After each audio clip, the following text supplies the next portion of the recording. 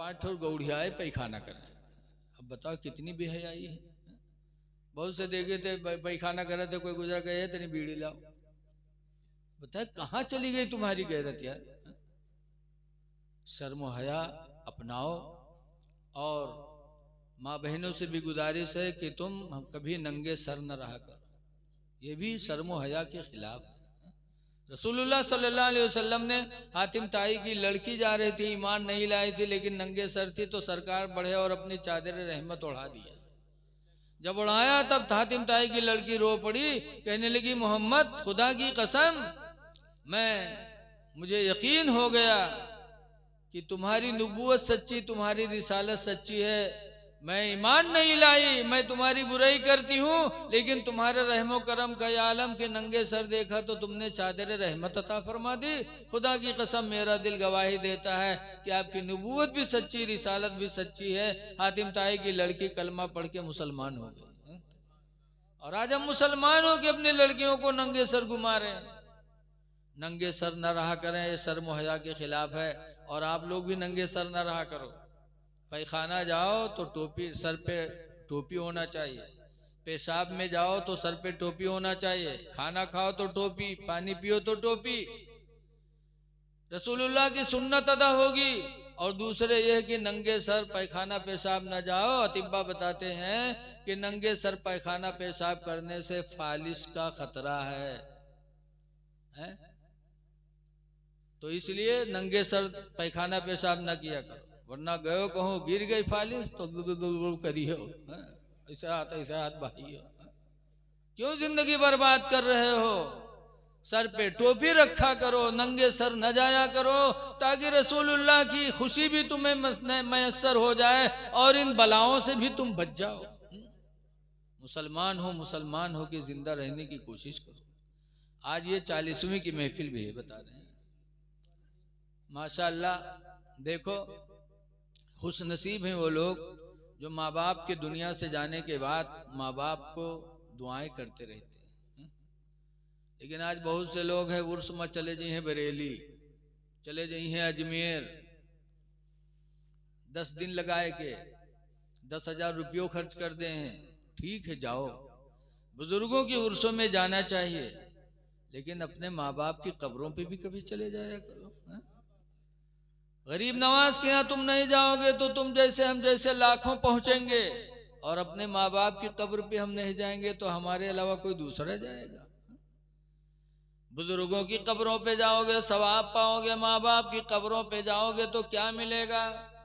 हुजूर फरमाते मंज़ारा कब्र वही है फी कुल्ली यौमी जुमा, जिसने हर जुमा को अपने माँ बाप की कब्र की जियारत की, फ़ग़फ़िर लहू मा तक़द्दम मिन ज़म्बि व मा तअख़्ख़रा, तो उसकी वजह से उसके अगले पिछले गुनाह बख्श दिए जाएंगे। तो माँ बाप की कब्रों पे भी जाया करो, और जब जाओगे तो तुम्हारे माँ बाप तुमको देखते हैं। याद रखो, ये मुसलमान हो तो अकीदा रखो कि जो हम जाते हैं तो हमको देखते हैं कि हमारी औलाद आई है। इसलिए कि हुजूर सल्लल्लाहु अलैहि वसल्लम का जब विसाल हुआ और दफनाए गए तो हुजूर की बीवी हजरत आयशा हुजूर की कब्र पे जाती थी, बैठी रहती थी, अपना जो कुछ अल्लाह तौफीक देता पढ़ती रहती थी।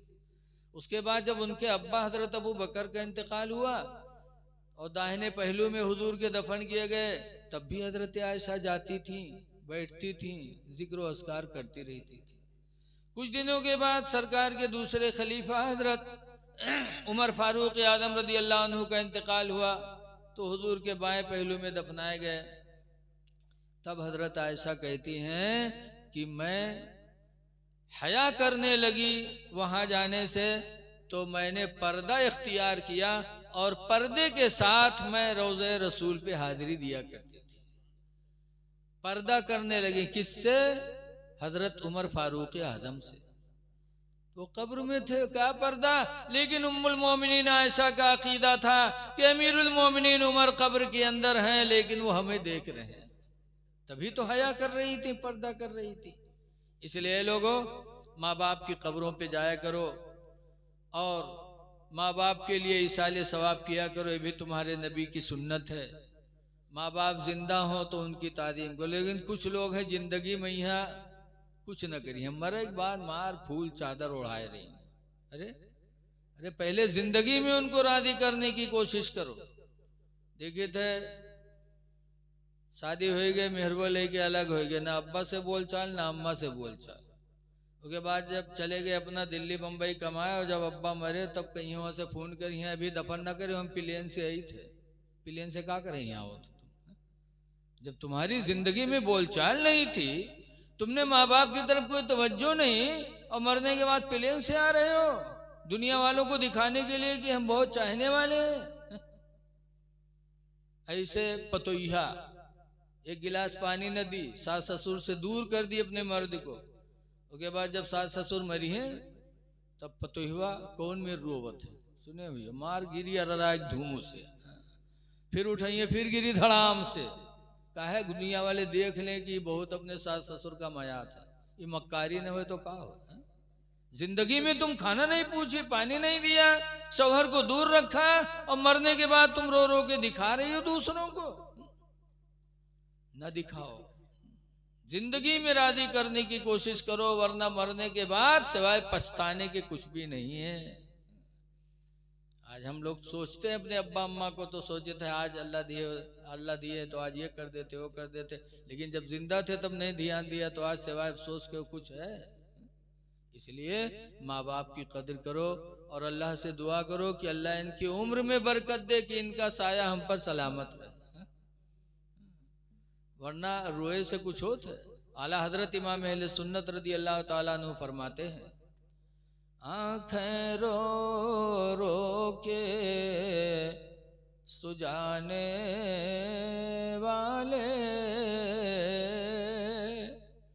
आँखें रो रो के सुजाने वाले, और जाने वाले नहीं आने वाले। इसलिए रोना नहीं है हमको, तो दुआएं मग़फ़िरत करनी। कब्र पे जाया करो, इनके लिए दुआएं मांगो, जिंदगी में माँ बाप को राजी करने की कोशिश करो। यकीन जानो इनकी दुआएं मिलती हैं तो इंसान हमेशा शादाबाद रहता है।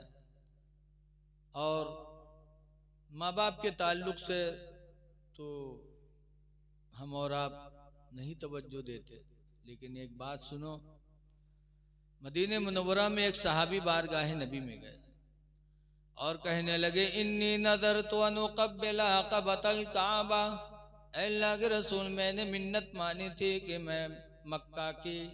मैं खाने काबा की चौखट को जाके चूमूंगा। तो हुज़ूर ने फरमाया जाओ चूमो।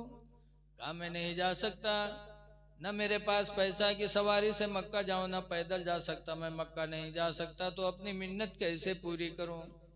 तो हुज़ूर ने फरमाया था, इरजी इला बैतिका, अपने घर वापस चला जा, वक़ब्बिल क़दमै उम्मिका, और अपने माँ के दोनों कदम को जाके चूम ले, अल्लाह ताला तुझे खाने काबा के चौखट के चूमने का सवाब अता फरमा देगा।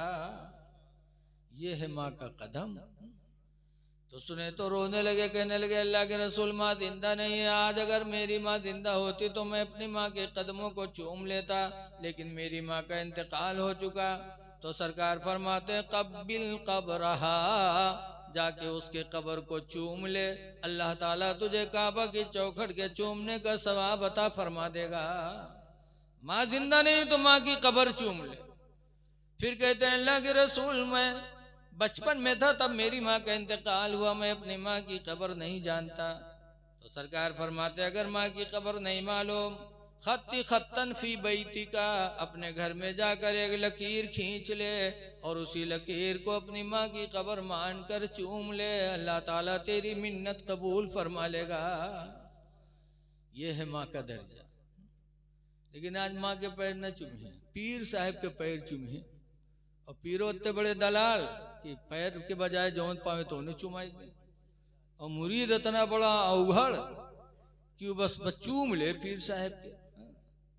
क्या पीर का पैर चूमना जायज है? एक है हमारे तुम्हारे नजदीक माँ जिसके पैरों को चूमना मेरे नबी ने फरमाया है। तो माँ का पैर नहीं चूम पाते, पीर साहब का पैर चूमते हैं। एक पीर साहब तो हमारे ननपारा में आए, ननपरिया उनका चूमे लागे इतना कि उनका नालिम गिराई दी। गुस्साए गए, कहीं अब लौट के नानपारा में कदम नहीं रखेंगे। बताओ, पीर का चूमे खातिर अत्ता परेशान। और जो घर में है, माँ बाप को तुम नहीं चूमते, माँ बाप को पीर साहब का देखे खातिर मार परेशान। मुफ्ती अरसलान मियां बरेली शरीफ के गए नानपारा अजीजुल उलूम में, तो ननपरिया उनका देखे खातिर एक मौलाना अलीमुल्ला अलीमी उनका दबाए दिहन एक झाल मैया उनके पसरी पिराए लाग और कुर्ता नोच के उनका देखे खातिर। कहाँ लिखा है कि मार, हाँ देखो आलिम दीन को देखना सवाब है, देखना चाहिए, लेकिन माँ बाप को भी कभी देख लिया करो। हदीस पाक में मंजारा मन नजरा वजहल वालिदैनी नजरता रहमा, जिसने माँ बाप का चेहरा रहमत की निगाहों से देखा, रहम की निगाहों से, फ़कतब अल्लाहु लहू बिकुल्लि नजरतिन हज्जतम मबरूरा, तो अल्लाह ताला उसके लिए हर नजर रहमत के बदले में हज मकबूल का सवाब अता फरमाएगा। साहबे किराम ने जब सुना तो कहा, ताज्जुब हुआ साहबा को कि जितनी मर्तबा देखेगा उतनी मर्तबा इसका सवाब। तो ताज्जुब से पूछा, लौ नदरा फी कुल्ले यौमी मियता मर्रा, अल्लाह के रसूल अगर कोई रोजाना 100 मर्तबा अपने माँ बाप का चेहरा रहमत की निगाहों से देखे तो सरकार फरमाते, नाम अल्लाहु अकबर, हाँ हाँ अल्लाह बहुत बड़ा है, मजबूर नहीं है। तुम 100 मर्तबा रहमत की निगाह माँ बाप पर डालोगे तो अल्लाह 100 हज्जे मकबूल का सवाब अता फरमाएगा। तो अब्बा अम्मा का देखा करो, हज्जे मकबूल। आज 5 लाख रुपया हाजी लगाए के आवत है, दावा कह सकते कि हमारा हज कबूल होगा। बोलो कोनो हाजी कह सकते है दावा, लेकिन आज के हाजी कह सकते